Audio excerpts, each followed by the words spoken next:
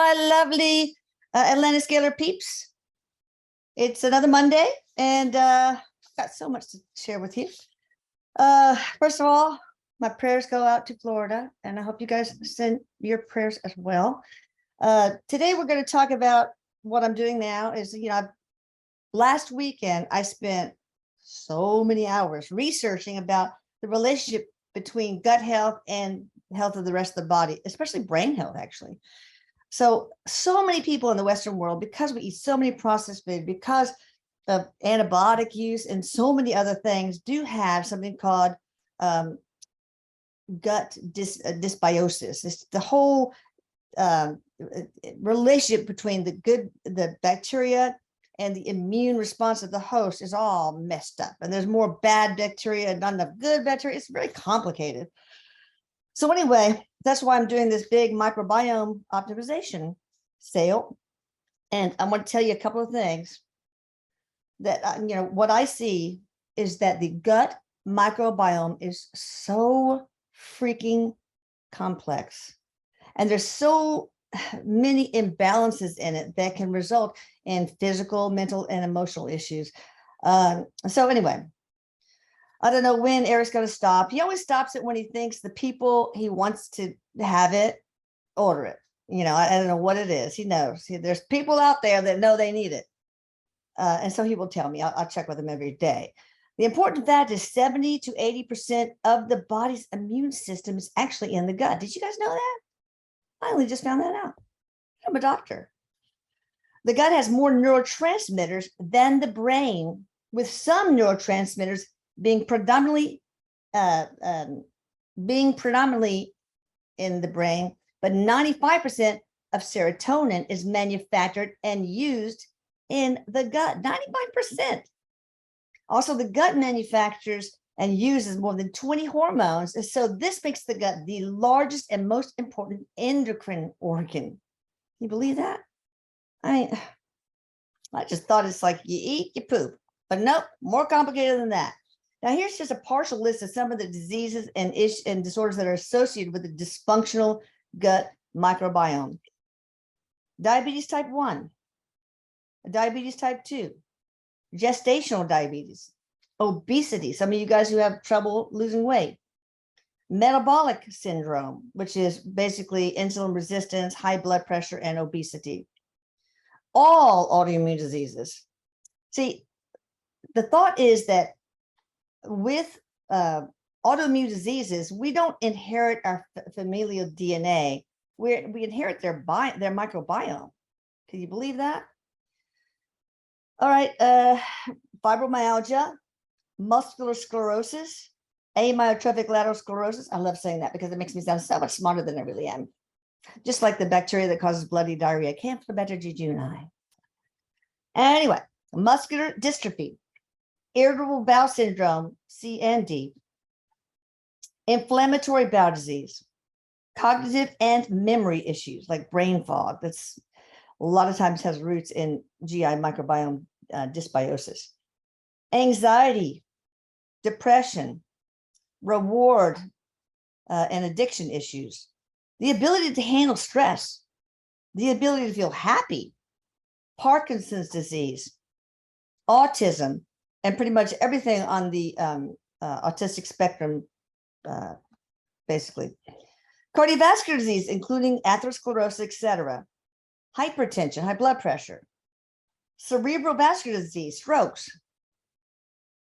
You know how they say you have to floss because if you don't have good oral microbiome, you can get heart disease.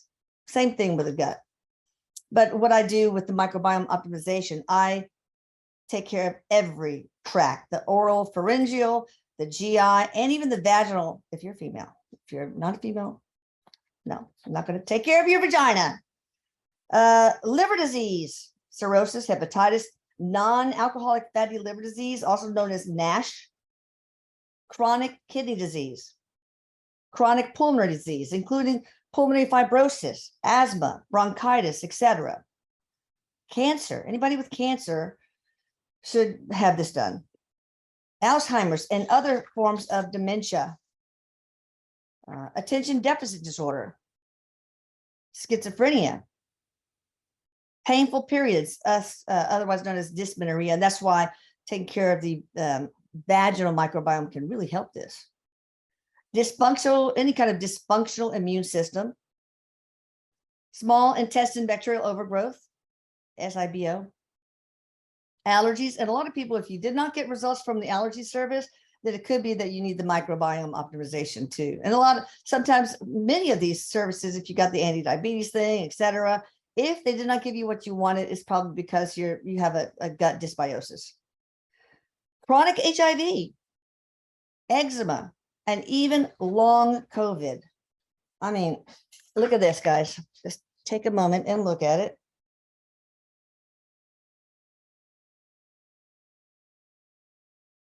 And this one is so little, it's hard to read.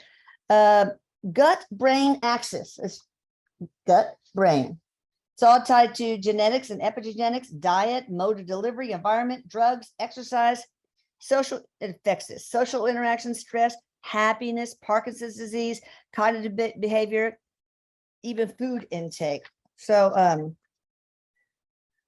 here, the script that I made for this after hours and hours and hours, actually days of research, I'll give you 3 examples of what's in the script.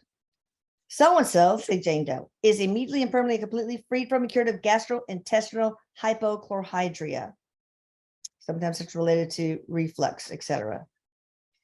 The signaling of beneficial microbes and host immune response in the physical body of Jane Doe is immediately and permanently completely in perfect balance. The immunoregulatory activity of the beneficial bacteria in the gastrointestinal tract of Jane Doe is immediately and permanently and completely ideal and perfect.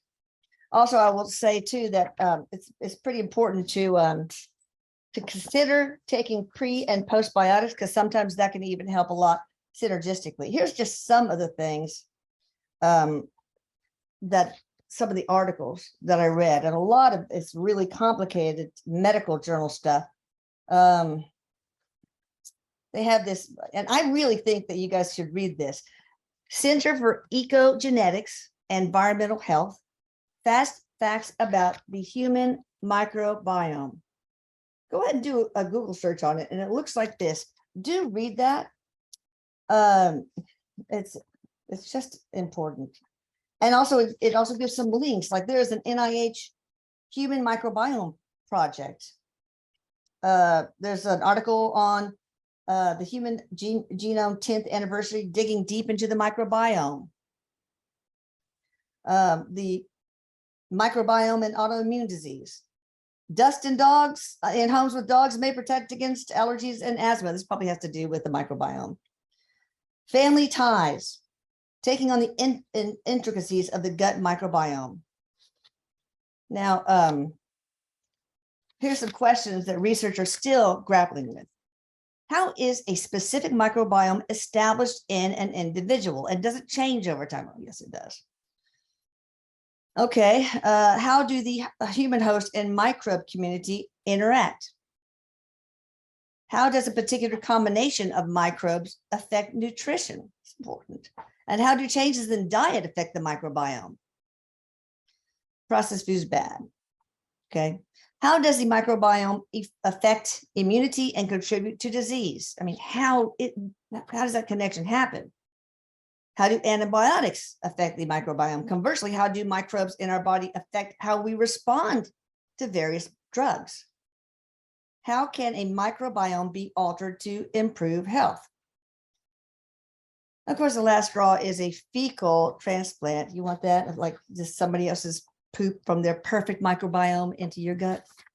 I think there's got to be better ways. Anyway, so this is very good article. Oops, I printed it out twice, yikes. And this is also a review article in Signal Transduction and Targeted Therapy, Microbiota in Health and Disease. This is super good. It's doctor reading material, but most of you guys are smart enough, smarter than most doctors. And it's from www.nature.com/sigtrans, TRANS.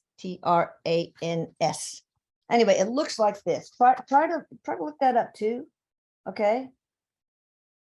And I can't tell you how this research has really excited me. And I know I have a sale out there, 20% off.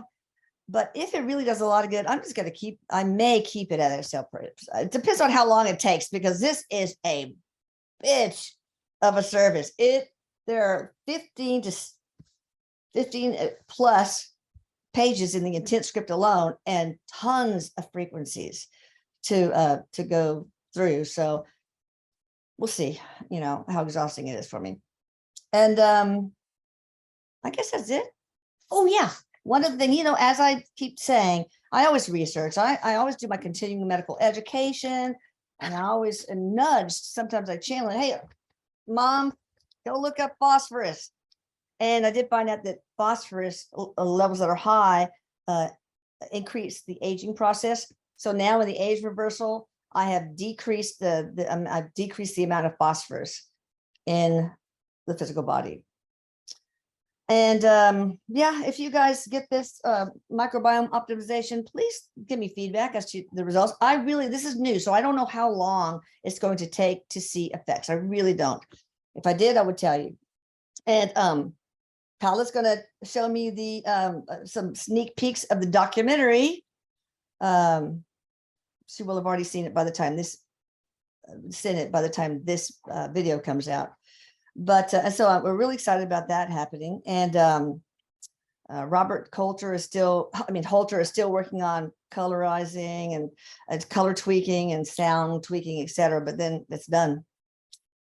And also somebody reached out to me, and Paula also, she wants to do a movie about our story. So you guys are all a part of my story. You're my other children. So that'll be interesting to see what turns up with that.